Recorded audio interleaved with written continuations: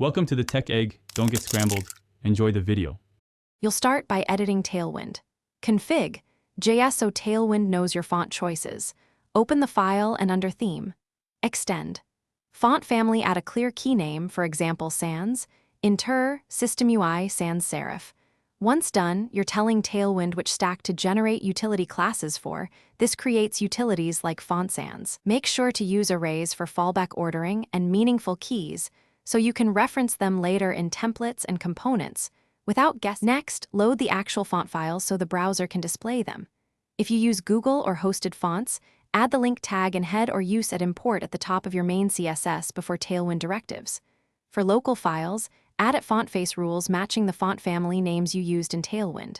Config JS.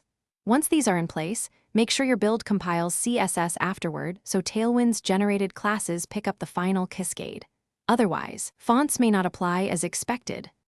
Finally, apply the generated utilities in your markup. Use class equals, font sans, or the key you created, and check components render correctly. If text still falls back, inspect computed styles in DevTools to confirm the font family matches your config, and check the network panel to see if font files loaded and returned 200. If remote fonts fail, confirm course headers and correct URL. If local fonts don't load, verify at font face paths and names so the browser can match the family string used by. Thanks for watching. Consider subscribing if I helped unscramble your problems.